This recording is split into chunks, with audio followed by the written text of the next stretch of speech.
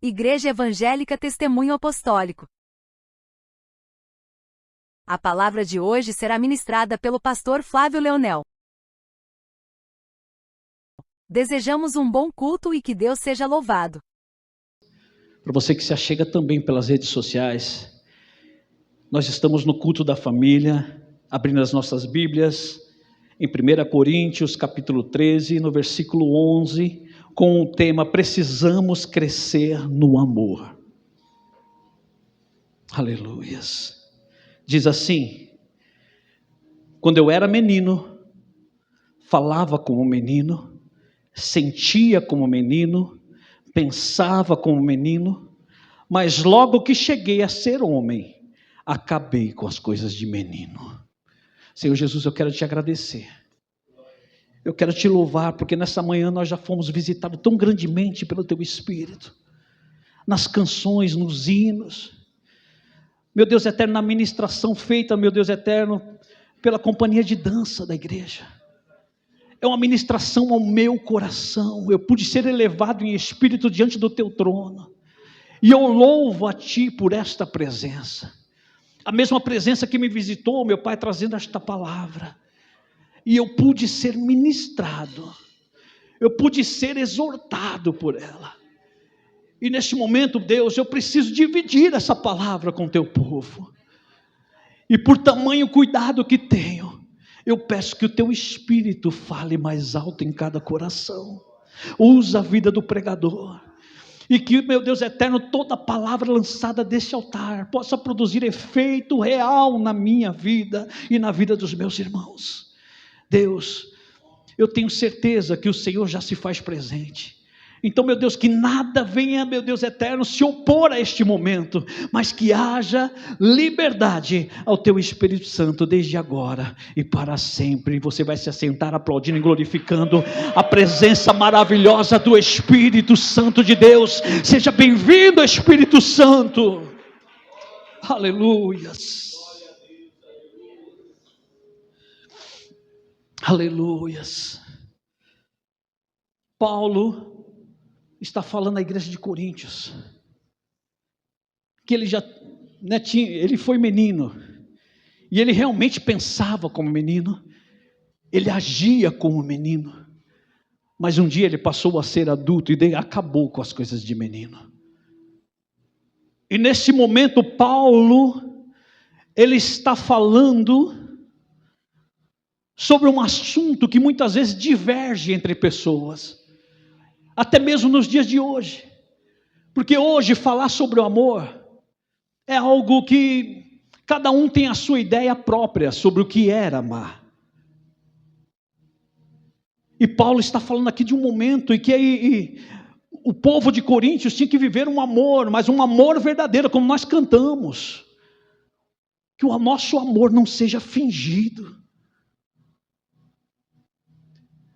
E por certo, algumas pessoas ainda no dia de hoje, quando se fala desse tento amar, nas congregações dos santos, isso eu falo numa igreja de um termo geral, as pessoas agem como meninos. Você já parou para pensar a vivência de um menino quanto a amar?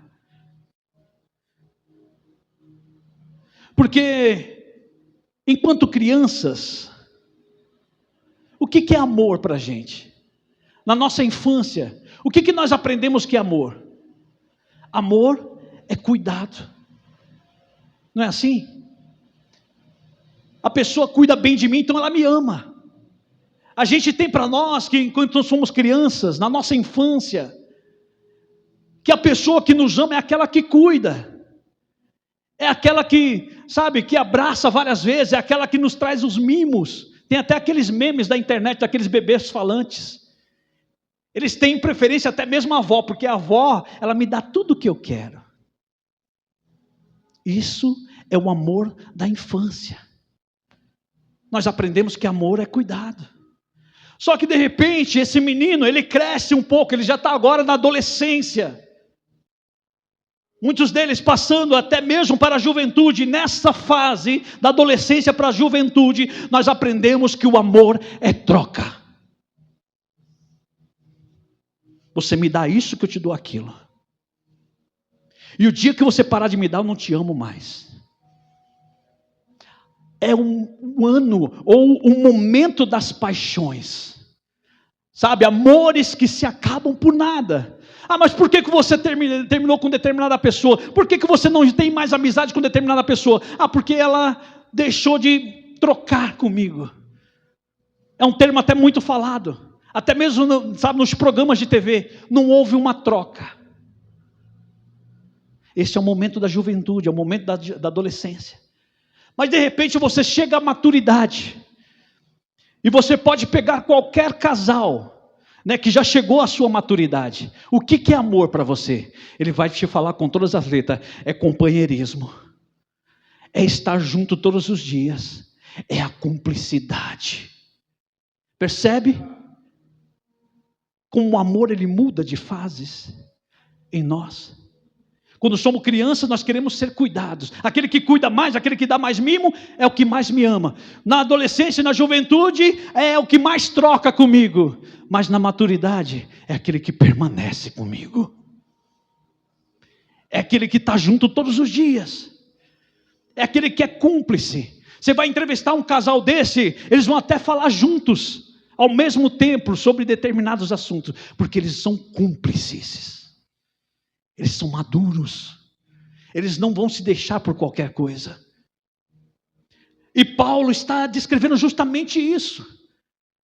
Eu também fui criança quanto ao amor que eu tinha que dar para alguém. Mas um dia eu cheguei a ser homem e acabei com as coisas de menino. E neste tempo vem o tema da mensagem. Nós temos que crescer no nosso amor. Porque para muitos, para ser amado, e eu estou falando agora de todas as classes, tanto as crianças como os jovens, e também aqueles que já são maduros, eles se fazem muitas vezes um personagem para poderem ser amados, para poderem ser aclamados por pessoas. Ah, pastor, porque se eu for eu mesmo, as pessoas não vão me amar. Então ele forja, ou ele se traveste de um personagem, para poder ser aceito no meio em que ele quer estar inserido. E de repente, se o meio, né, é a sociedade tal como ela é, a pessoa pensa, se eu for, sabe, eloquente nas minhas palavras, se eu for inteligente ao extremo, as pessoas vão me admirar, as pessoas vão me aceitar, as pessoas vão querer-me próximo para convívio. E as pessoas têm em mente, se eu estudar mais, se eu conquistar mais, se eu trabalhar mais, talvez as pessoas me aceitam. Será que isso é válido? Vamos lá no capítulo 1 no versículo 1 do capítulo 13. Porque alguém também pensou isso naqueles dias.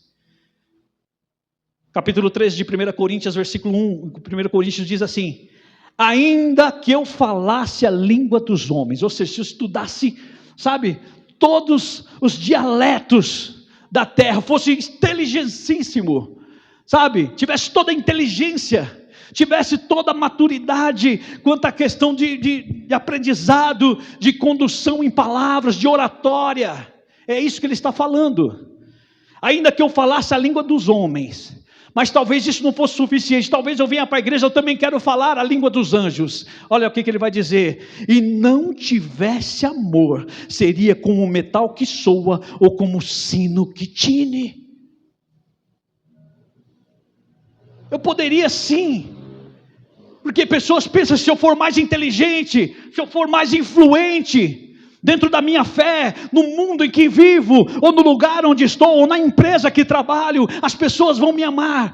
De repente você pode se tornar como uma pessoa como essa aqui, como um metal que soa, como um tino, um sino que tine, ou seja, algo que incomoda, algo irritante.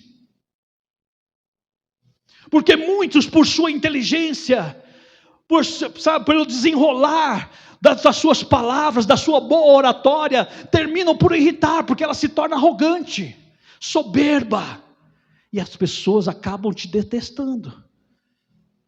Então, a inteligência, a sabedoria não é mais importante se não tiver amor. Mas de repente alguém fala aí, né? E se eu me engajar então no meio cristão?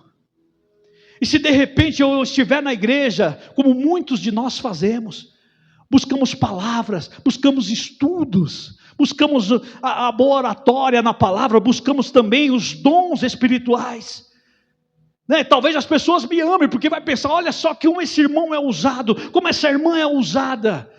E se eu tivesse o dom de profecia, já pensou que maravilha? Todos iriam me amar. Olha o que ele vai dizer também aqui no versículo 2: ainda que tivesse o dom de profecia, e conhecesse todos os mistérios, e todo o conhecimento, e ainda que tivesse toda a fé, de maneira tal que transportasse montanhas, e não tivesse o amor, nada seria. Porque tem tanta gente sendo usada por aí, mas não sabe amar, não tem um amor, não é maduro ainda no amor. Ele ama como uma criança. Sabe, eu amo se as pessoas me cuidarem. Ou de repente ele ama como um adolescente. Olha, eu amo enquanto a igreja estiver trocando comigo, enquanto o pastor estiver trocando comigo, ou enquanto o meu líder estiver trocando comigo. Nunca chegam à maturidade de ser companheiro, independente das situações, de ser parceiro, de ter parceria, sabe? Não chegaram à maturidade. Paulo está dizendo, tem que acabar com as coisas de menino. Mas de repente, você não pensa em ser alguém da igreja. Você pensa também, né, que as pessoas acham que isso é amar também. Ah, eu vou ser, né, ajudar alguma entidade, eu vou ajudar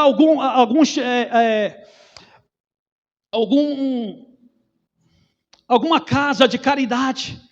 Eu vou fazer uma oferta de caridade para alguém que esteja precisando, alguém que esteja necessitado. De repente eu vou dar algumas cestas básicas, sabe? Eu vou de repente lá, como teve aquela tragédia ali no Rio Grande do Sul, e muitas pessoas foram para lá, outros, né, levaram até o jet ski para resgatar pessoas que estavam náufragas naquele lugar. E pessoas acreditaram que isso era amar. Mas olha o que ele vai dizer aqui no versículo 3: ainda que eu distribuísse toda a fortuna para o sustento dos pobres, e ainda que entregasse o meu corpo para ser queimado, e não tivesse amor, nada disso me aproveitaria. Não adianta eu fazer tudo isso se eu não tiver maturidade. A maturidade nos leva a ser companheiros, parceiros para a vida. Porque nos foi proposto um caminho, e é um caminho eterno. Enquanto eu estiver amando a este ou aquele como criança, eu vou desistir. Porque vai chegar um momento em que eu não vou ser cuidado, vai chegar um momento em que não vão ter troca comigo, aí eu vou parar, eu vou desistir. Não, eu preciso ser maduro para continuar no caminho eterno que me foi proposto.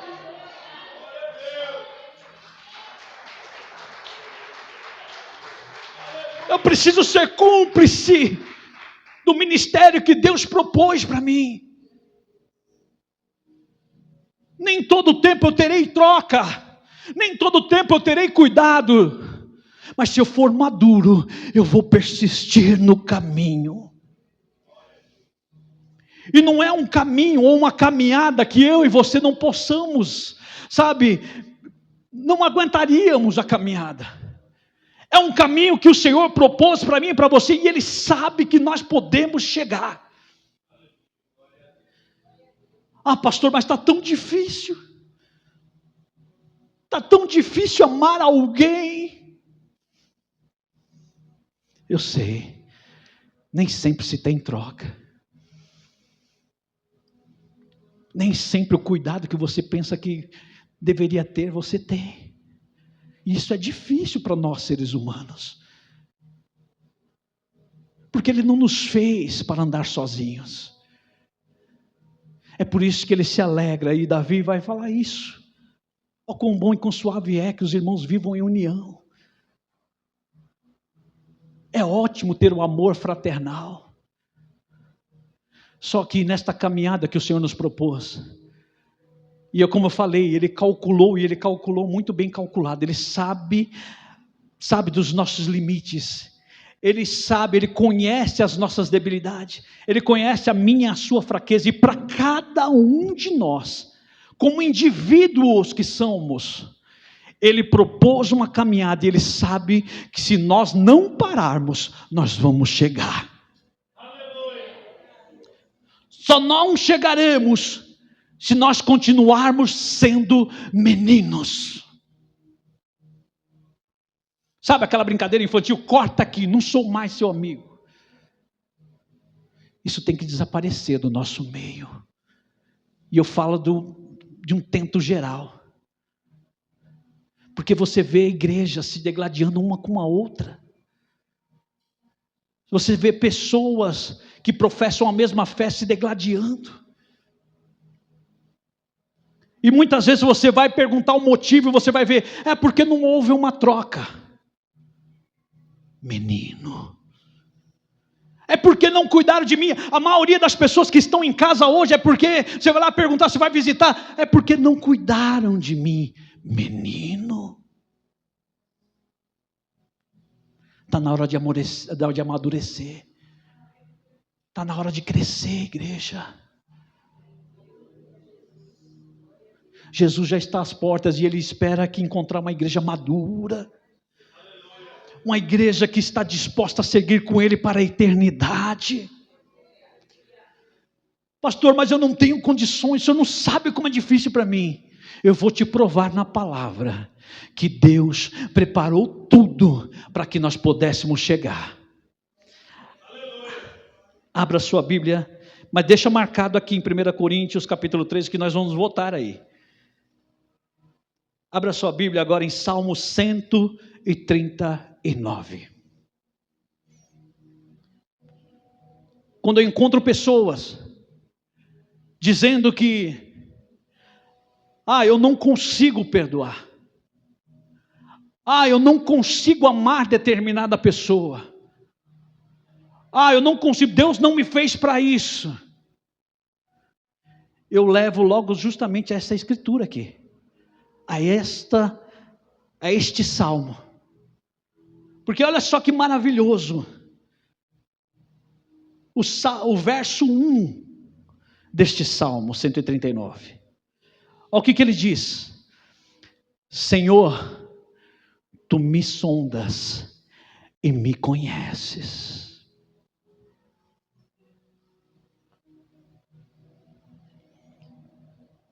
Talvez as pessoas leiam isso aqui, como eu determinadas vezes li, e não tinha a noção da grandeza disso.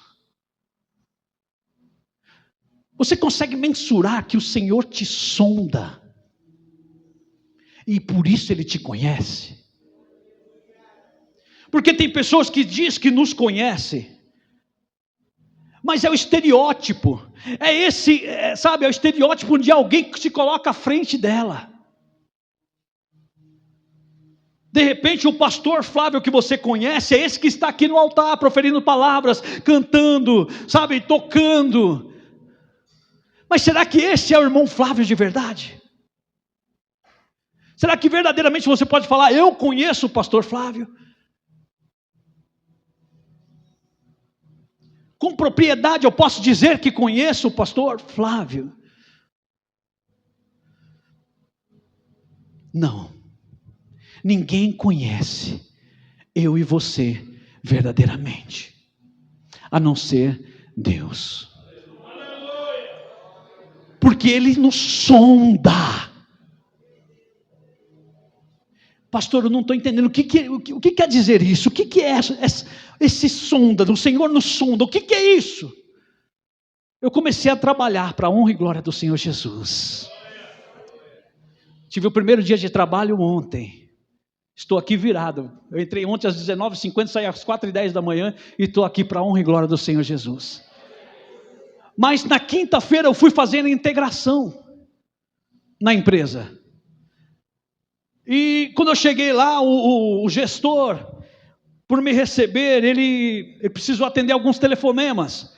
E ele falou, fica aí um pouquinho aí, que já já eu te atendo. E ali do lado está tendo uma obra.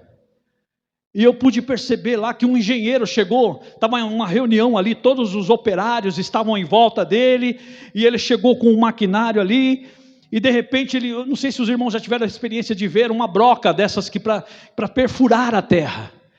E de repente ele perfurou um pouco daquela terra, ele tirou um pouco daquela terra, e ele começou a esmiuçar assim na mão, e ele começou a analisar aquela terra. De repente ele pegou um pouco daquela terra, colocou dentro de um equipamento, uma espécie de uma prensa, e ali espremeu aquela terra, saiu um pouco de água, ele pegou aquele líquido, colocou dentro de um outro recipiente, com uma telinha de computador, e ali ele fez as análises dele, e daqui a pouco ele falou: olha, nós vamos ter que fazer 45 brocas, de 12 metros de profundidade, para aguentar o peso dos caminhões. E eu fiquei curioso, o que esse homem fez com aquela terra? Aí, um dos homens que estava ali, não, ele veio fazer a sondagem. Ele sondou aquele solo. Ele procurou saber as propriedades daquele solo. E ele então firmou, são 45 brocas de 12 metros de profundidade para aguentar o peso dos caminhões. Olha só, para uma construção, para construir os alicerces daquele prédio, ele teve que sondar o solo, ele teve que descobrir as propriedades daquele solo, ele teve que fazer toda uma checagem das propriedades contidas naquele solo. Então o que Deus faz comigo e com você, é nos sondar dessa forma. Ele sabe exatamente do que eu e você somos forjados, Ele sabe que o caminho que Ele propôs para mim e para você, nós podemos aguentar, porque foi Ele que nos sondou. Você não entende o que está se passando. Por que está doendo? Ele está te sondando. E Ele sabe que você pode aguentar. Permaneça firme. Deixa de ser menino. Está na hora de crescer.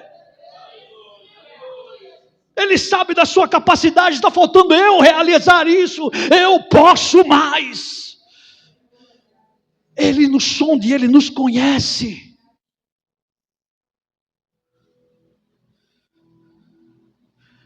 E Ele nos conhece tanto, porque sabe aquele momento, que de repente eu posso estar aqui de pé na sua frente agora, pregando uma palavra, mas a minha vontade era de desistir de tudo. Ah, pastor, misericórdia, o senhor é o pastor, eu sou um homem, sujeito às debilidades de qualquer um.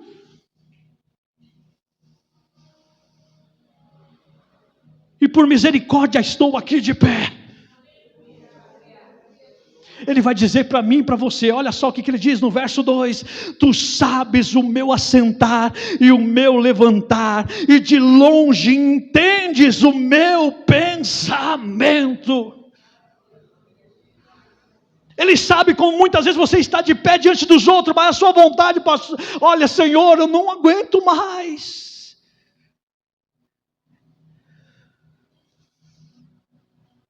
Ele sonda, Ele sabe de todos os pensamentos.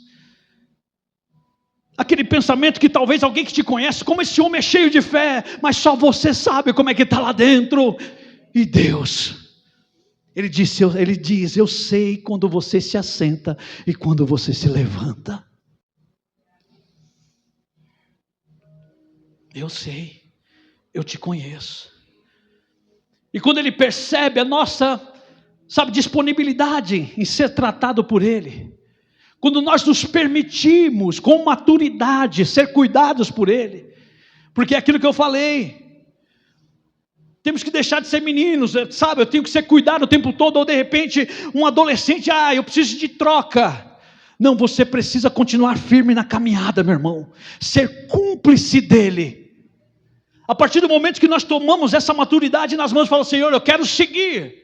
Olha o que Ele faz comigo e com você, verso 3, cercas o meu andar e o meu deitar, conhece todos os meus caminhos. Querido, não tem um caminho que você tenha passado que Ele não conhece. Ele esteve com você em cada um deles. Então por que você está dando ouvido para os de fora?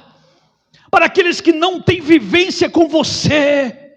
não conhece a sua vida, não conhece o seu particular diante dele. Ele é que esteve com você no caminho o tempo todo até chegar aqui.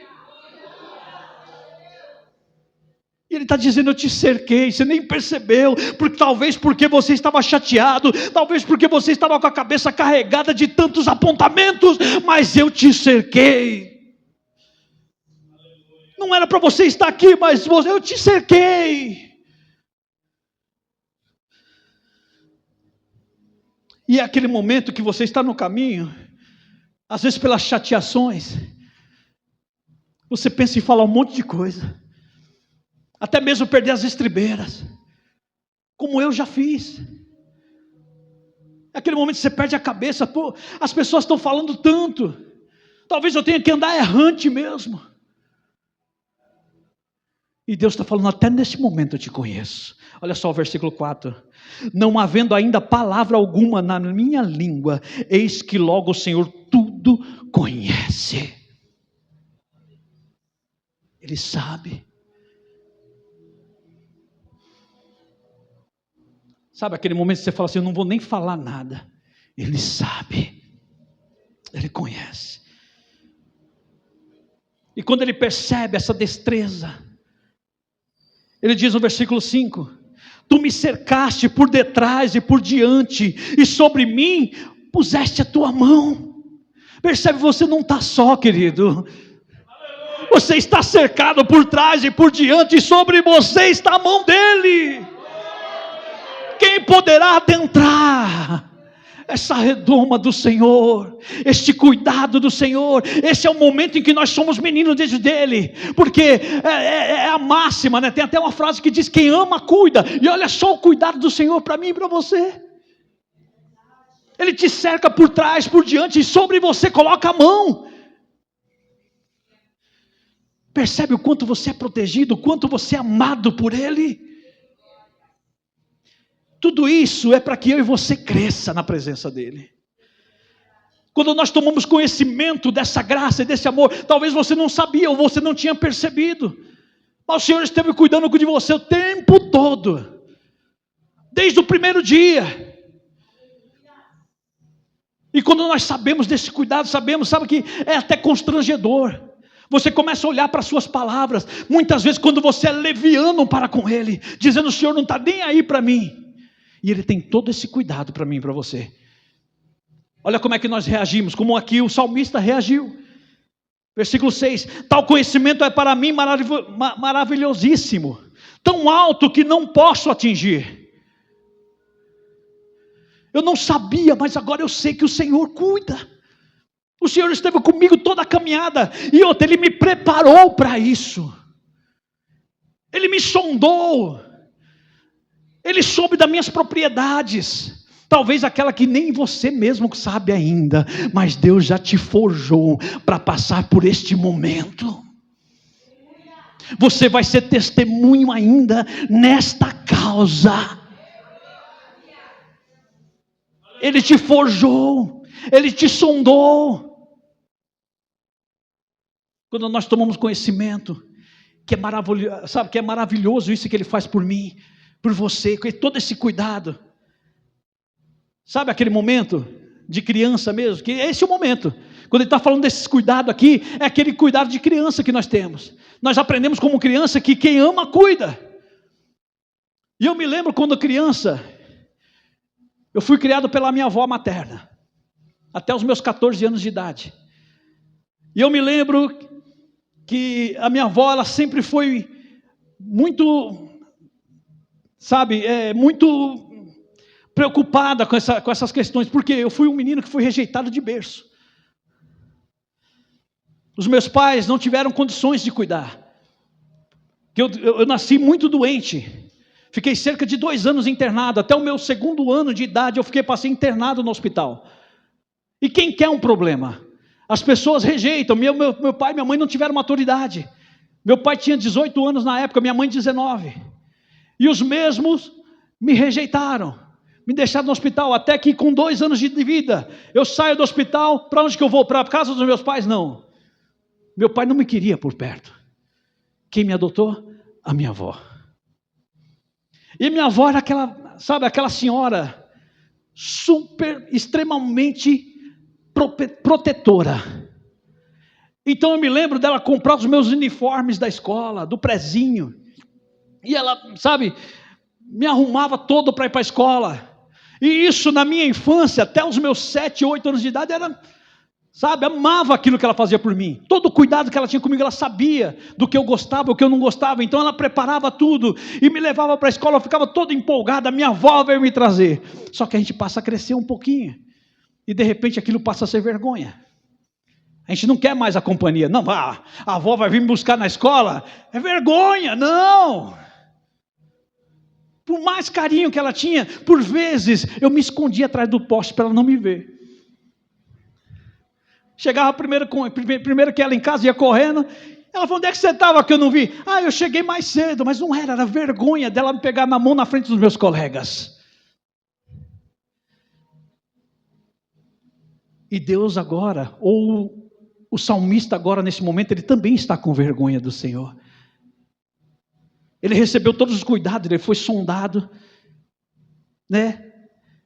O Senhor mostrou para ele, olha, eu te preparei para este momento. E quando ele descobre isso, ele fica com vergonha. Assim como nós também, assim como eu fiquei da minha avó, em certo momento. Era cuidado que ela tinha. Ela não queria que eu voltasse sozinho para casa. Mas eu tinha vergonha, eu não vou me mostrar na frente dos meus colegas, de mão dada com a minha avó. Olha lá, o filhinho da vovó. Não. E agora o salmista, ele também está com vergonha diante do Senhor. E olha só o que ele fala no verso 7. Para onde me irei do teu espírito?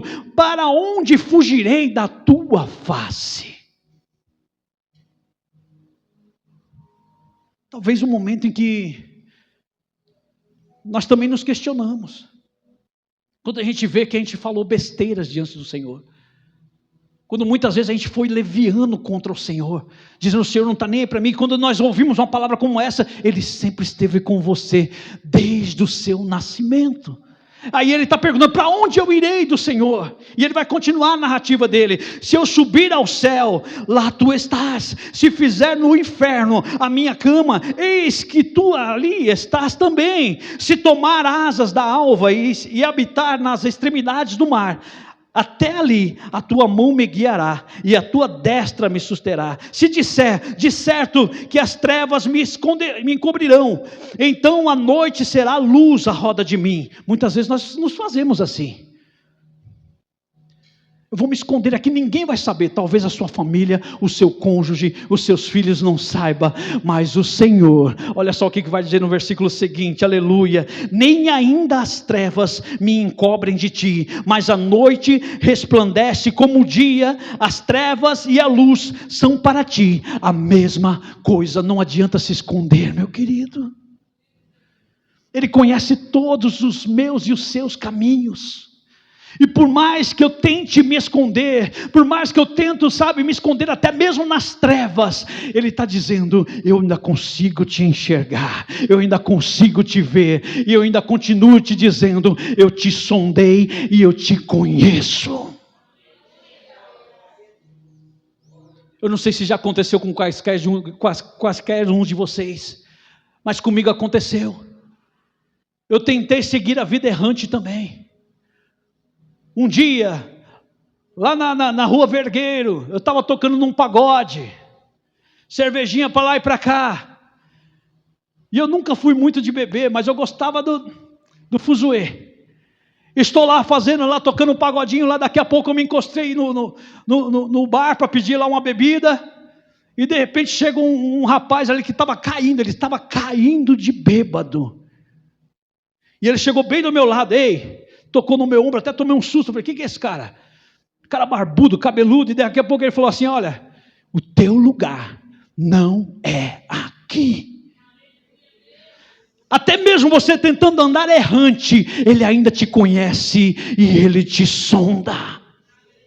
Não adianta tentar se esconder nas trevas, eu vou desistir de tudo, vou para o mundo, até mesmo lá, Ele vai te encontrar um dia e vai falar, eu te conheço e eu te escolhi, não para estar aqui. Aleluias. E o Senhor tem propriedade em falar que nos sondou. Ele conhece as nossas propriedades.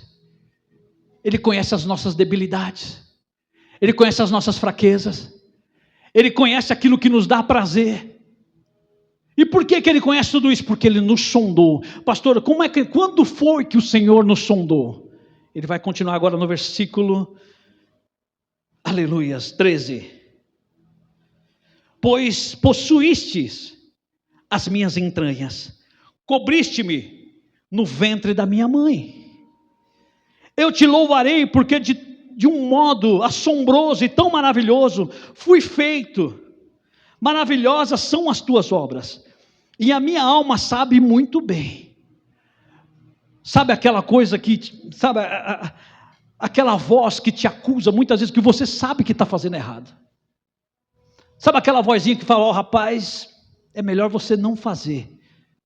É o Espírito que Ele colocou dentro de você. A Bíblia diz que há uma guerra infindável entre carne e Espírito. O Espírito é aquele que tem ciência do Altíssimo.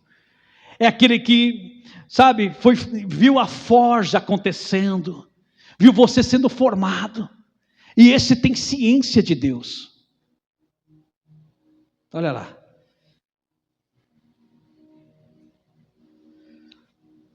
Versículo 15. Os meus ossos não te foram encobertos. Quando no oculto fui feito e entretecido nas profundezas da terra, ou seja, no ventre da tua mãe. Ele te conheceu ainda no ventre, sendo formado.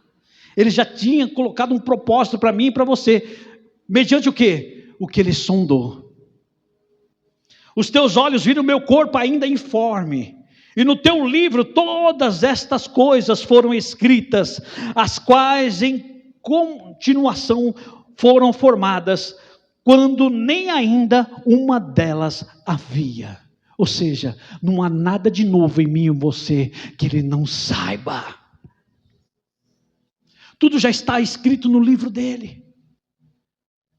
Então por que temer? Por que parar no caminho, meu querido? Por quê? Se Ele te pesou, Ele te viu ainda informe, Ele te sondou e Ele disse, esse tem capacidade de ir ao longe, eu já escrevi a história dele. Então está na hora de continuar, meu querido. Está na hora de a gente se tornar maduro diante dele e seguir nesse caminho eterno, parar de dar ouvido às vozes e seguir no caminho com Ele. Aleluias. Os teus olhos viram o meu corpo ainda informe e o teu livro escreveu todas essas coisas. 17. E quão preciosos me são, ó Deus, os teus pensamentos. Quão grandes são a soma deles. Se as contasse, seria em maior número do que a areia. Quando acordo, ainda estou contigo. Ele está falando o quê? Do que o Senhor já tem feito na minha e na tua vida. Mediante aquela história que Ele escreveu no teu nascimento. Se nós parássemos e começássemos a olhar para o quanto Ele já fez, e nós começássemos a testemunhar o que o salmista está falando, seriam tantas coisas como areia. O problema é que muitas vezes nós agimos como criança nesse momento. A gente esquece de contar o que Deus já fez. A gente só vê o momento. A gente se atém ao momento e a gente paralisa diante do momento. Parece que Deus não pode mais fazer.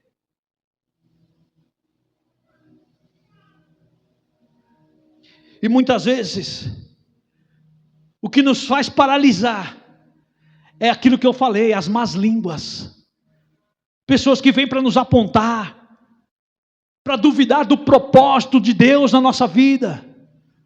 Para dizer, olha, você, mediante esse momento que você está vivendo, você não vai chegar a lugar nenhum. Eu enfrentei isso desde a minha infância, desde o meu nascimento.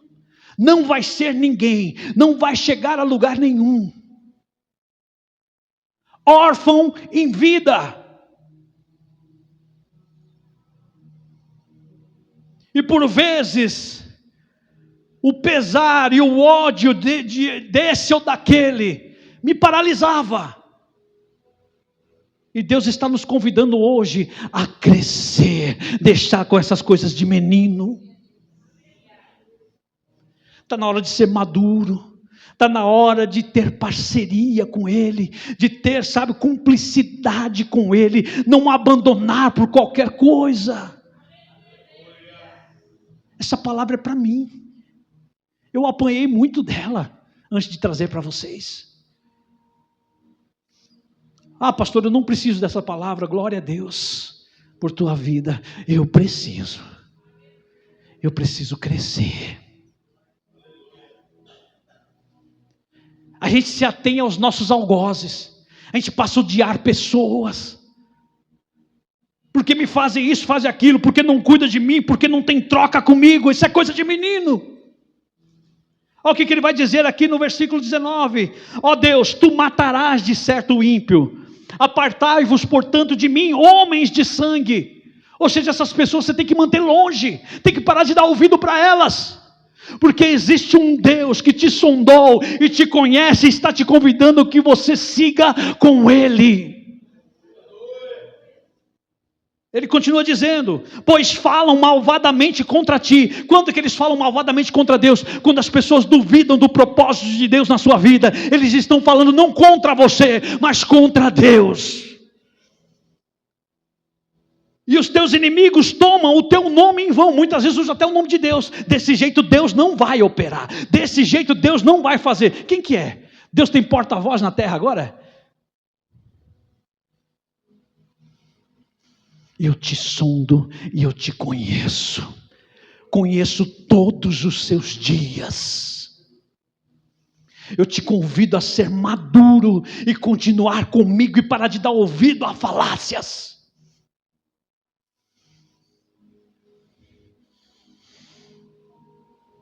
No versículo 21, olha o que ele vai dizer. Não o odeio eu, ó Senhor, aqueles que te odeiam. E não me aflijo por causa dos que se levantam contra ti?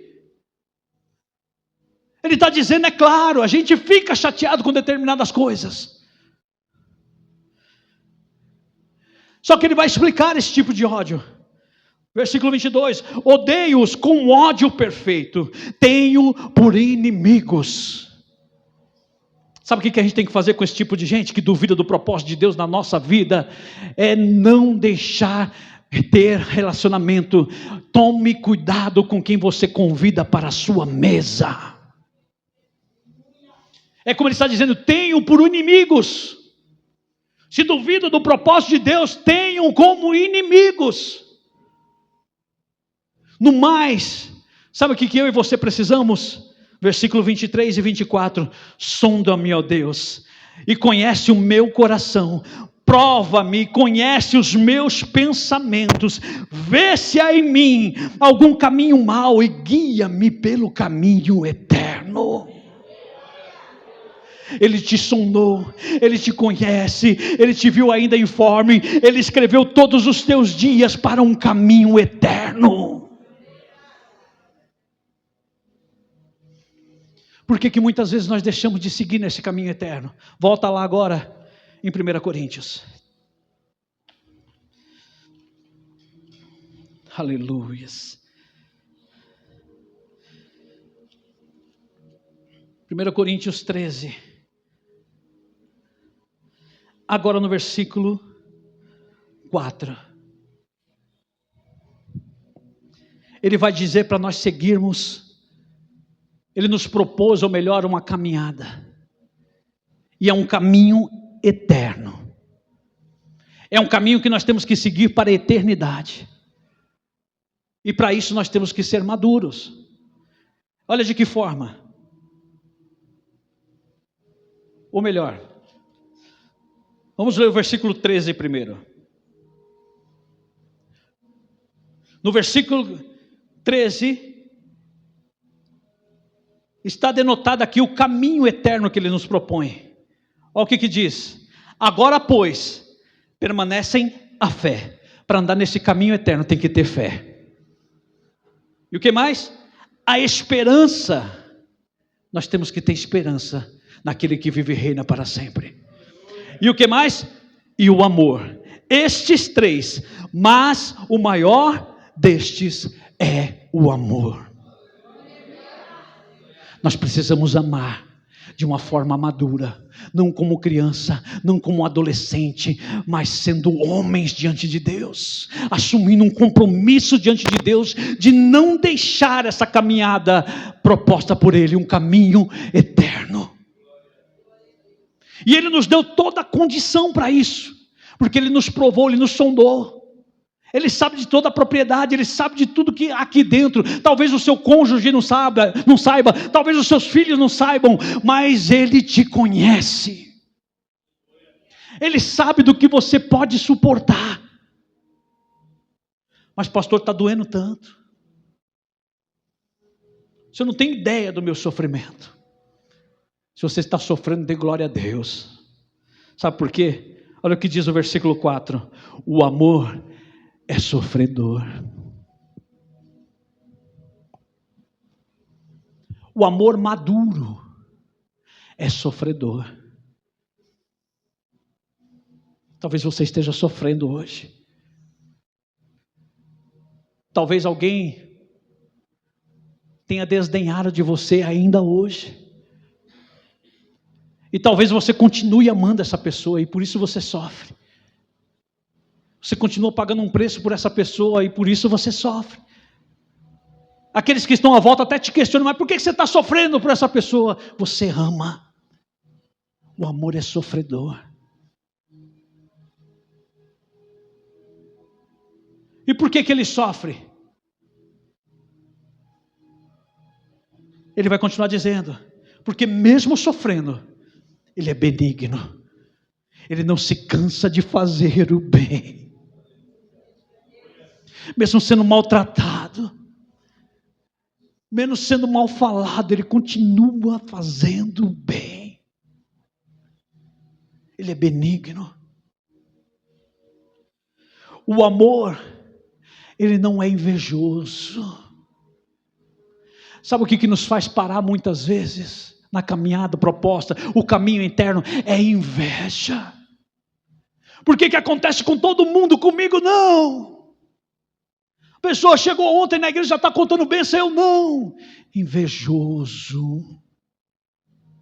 Eu não posso dizer que amo se eu invejo. O amor não trata com leviandade. O que é isso? É tratar com desdenho o sofrimento do outro. É falar sem conhecimento de causa. Eu amo, mas fulano também não se mexe.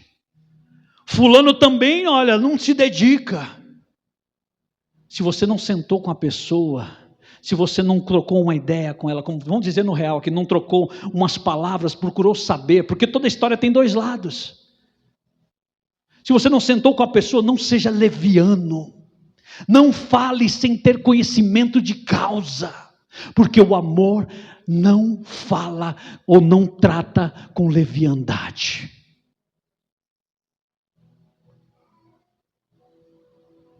Percebe? Talvez não sirva para você, mas alguém precisava dessa palavra hoje. Está na hora de crescer, de deixar de ser menino. O amor não se ensoberbece.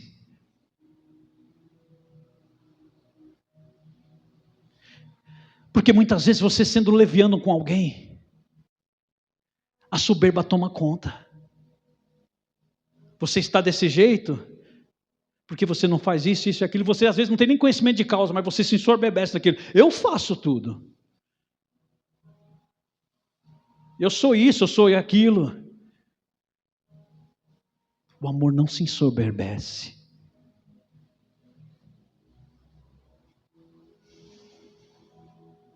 O amor, versículo 5, não se porta com indecência. Que tipo de amor é esse? É um amor que ofende a moral ou a dignidade de alguém. Sabe? A pessoa não tem pudor em diminuir o outro. O amor, ele não se trata, ele não trata com indecência. Ele não é indecente. Ele não ofende a moral de ninguém, nem a dignidade de ninguém. Eu não estou aqui apontando ninguém. Eu estou aqui fazendo uma retórica para que nós possamos pensar se de fato nós crescemos, somos maduros ou somos meninos.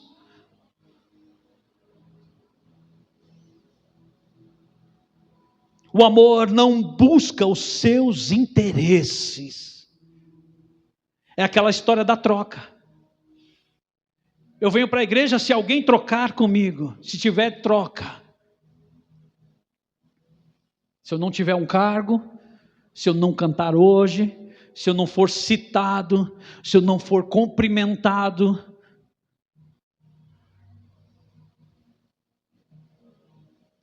nós precisamos crescer.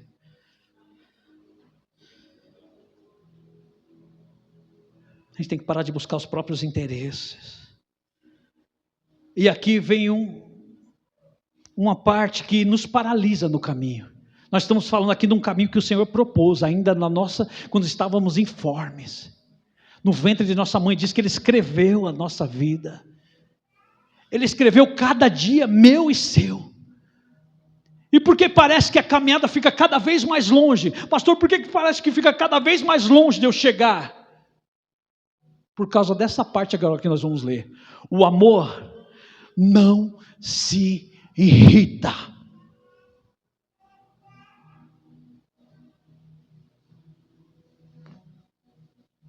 O problema de se irritar é que a irritação nos paralisa, nos faz parar de andar, de caminhar com o Senhor.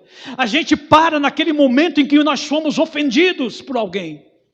E nós passamos a viver por isso, dias, noites, semanas, a cada momento não sai, você deita, vira de um lado para o outro, mas porque você está irritado. Pastor, eu não consigo aceitar o jeito que fizeram comigo. E na irritação nós paralisamos o caminho que o Senhor propôs. O amor não se irrita.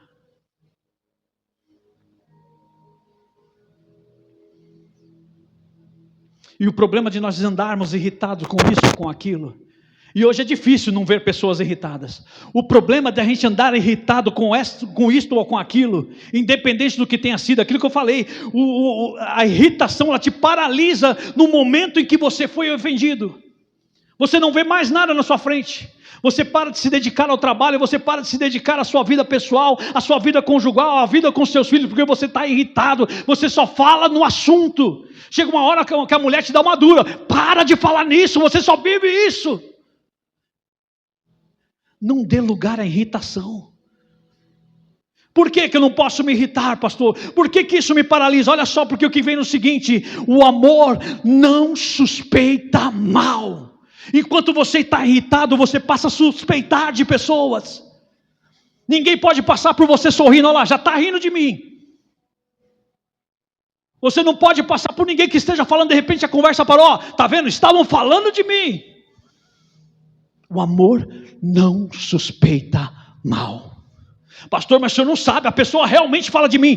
O que ele fala lá, o que nós acabamos de ler lá no Salmo 39? Os ímpios, ele tomará conta. Se estão falando mal, a conta é com ele. Não suspeite mal, porque o amor é benigno. Ele sofre o que for, e mesmo assim ele continua pensando no bem das pessoas.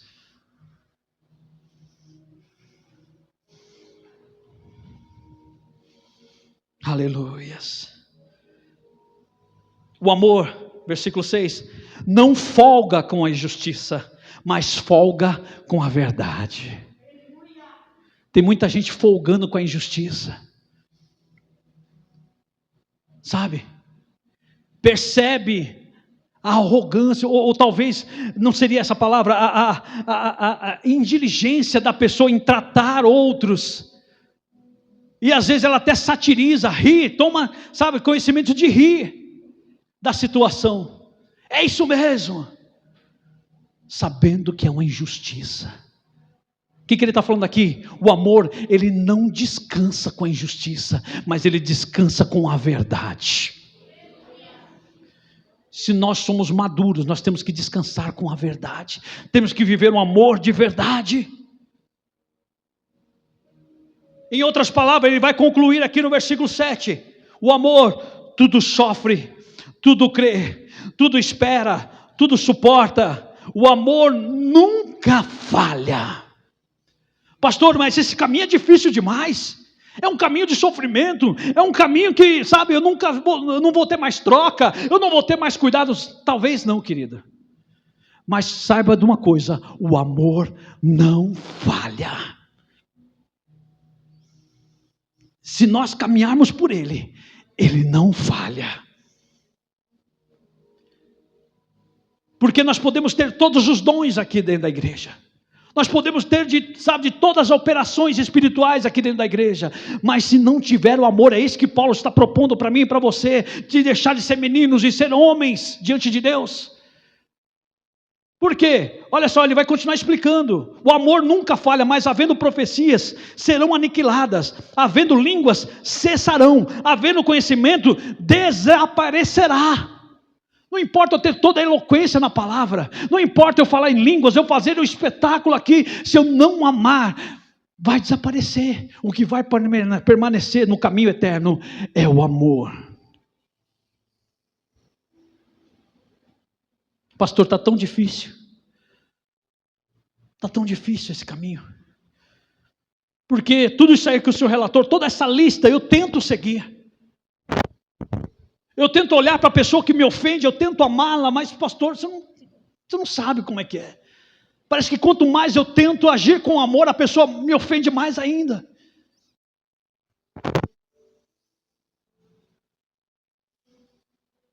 Versículo 1 do capítulo 14. Segui o amor e procurai com zelo os dons espirituais, mas principalmente o de profetizar. Ele está dizendo que eu tenho que procurar sim os dons espirituais. Ele sabe que a caminhada não é fácil. Que todo esse caminho parece ser abusivo para nós. Como é que pode, pastor, eu ter que amar independente das situações? E ser ofendido o tempo todo? Ter que padecer o tempo todo? Como é que eu consigo continuar, pastor? Fala para mim, como que eu consigo continuar nessa caminhada que o Senhor me propôs? Ele está dizendo, busque todos os dons, mas principalmente o de profetizar. Sabe por quê? Está na hora de você profetizar sobre esta causa. Eu não sei o que tem te afligido, o que tem te paralisado, o que tem te irritado durante esses dias, que você tem se tornado uma pessoa insuportável. Para a tua família, para a sociedade, talvez para a tua igreja. Eu não sei o que tem te paralisado, mas tem te paralisado. Você tem parado de caminhar. Hoje o convite é para que você continue. E como continuar? O Senhor está propondo para mim e para você. Profetiza. Ezequiel estava diante de um vale de ossos sequíssimos. E quando ele chega lá, o que o Senhor fala para ele? Profetiza. E profetizar o quê? O que eu devo profetizar? Como é que Ezequiel profetizou? Ossos secos, ouvi a voz do Senhor. Você acabou de ouvir a voz do Senhor aqui. Está na hora de profetizar sobre essa situação.